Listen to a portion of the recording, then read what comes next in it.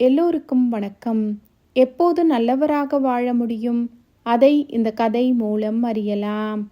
ஒரு நாள் பீஷ்மாச்சாரியார் தனது பேரன்களான துரியோதனனையும் யுதிஷ்டிரனையும் அழைத்தார். அதாவது தர்மராஜனை அழைத்தார். துரியோதனனிடம், இந்த உலகத்தில் யாராவது நல்லவர்கள் இருந்தால் அவரை என்னிடம் அழைத்து வரும்படி கூறினார். பிறகு தர்மராஜனை அழைத்து, நீ போய் யாரேனும் கெட்டவர்கள் இருந்தால் அவரை என்னிடம் அழைத்து வா என்று கூறி அனுப்பினார். சில மாதங்கள் சென்றது. துரியோதனன் வந்தான். தாத்தா, இந்த உலகத்தில் நானும் நன்றாக விசாரித்து தேடி பார்த்து விட்டேன். ஒரு நல்லவர் கூட இல்லை. எல்லோரிடமும் கெட்ட குணங்களே இருக்கிறது. எனது அப்பா அம்மாவிடமும் பார்த்து விட்டேன்.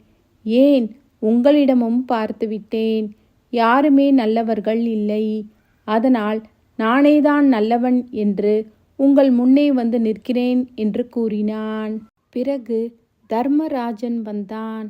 தாத்தா, இந்த உலகம் முழுவதும் நான் எவ்வளவோ முயன்று தேடியும் ஒரு கெட்ட மனிதரும் கிடைக்கவில்லை. எல்லோருமே நல்லவர்களாக இருக்கிறார்கள். அவர்களையெல்லாம் பார்த்த பிறகு என் மனம் குற்ற உணர்வுகளில் தவிக்கிறது. என் மனதில் சில கெட்ட எண்ணங்கள் இருக்கத்தான் செய்கிறது. அதை போக்கி நானும் நல்லவனாக இருக்க என்ன செய்ய வேண்டும் என்று நீங்கள்தான் எனக்கு அறிவுரை கூற வேண்டும் என்று சொல்லி நானே கெட்டவன் என்று பீஷ்மாச்சாரியாரிடம் கூறினான். அப்போது பீஷ்மாச்சாரியார் சொன்னார், உலக மக்கள் எல்லோரும் அவரவருக்கு தகுந்த நிறை குறைகளோடுதான் இருப்பார்கள் என்பது எனக்கு தெரியும். உங்களின் மனது எப்படி இருக்கிறது என்பதை தெரிந்து கொள்ளதான் இப்படி ஒரு காரியத்தை செய்தேன். உங்களின் கருத்தை கேட்ட பின்பு உங்களது மனதின் நிலையை அறிந்து கொண்டேன். ஒருவன் செய்கின்ற தவறை அவன் ஒருபோதும் ஒத்துக்கொள்ள மாட்டான். பிறர் மீது பழியை போட்டு தன்னை நல்லவன் போல காட்டிக்கொள்வான். அப்படி இல்லாமல் தன்னுடைய குறைகளை அறிந்து கொண்டு அவைகளை நீக்கும் வழியை மெல்ல மெல்ல செய்து வந்தால் நிச்சயம் நல்லவர்களாக வாழ முடியும். அவனது அந்தராத்மா அவனை நல்ல பாதையில் அழைத்து செல்லும் என்று பீஷ்மாச்சாரியார் கூறினார். இந்த கதை மூலம் நாம் என்ன அறியலாம்? பீஷ்மாச்சாரியார் சொன்னது போல் உலக வாழ்வில் அனைத்து மக்களுக்கும் நிறை குறை இருக்கும்.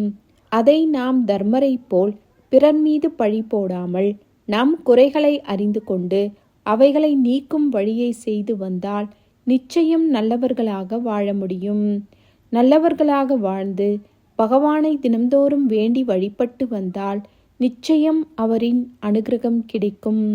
வாழ்வில் சுபிக்ஷமும் நம் வாழ்விற்கு பிறகு மோட்ச பதவியான வைகுண்ட பதவியும் கிடைக்கும். சர்வம் கிருஷ்ணார்பணமஸ்து.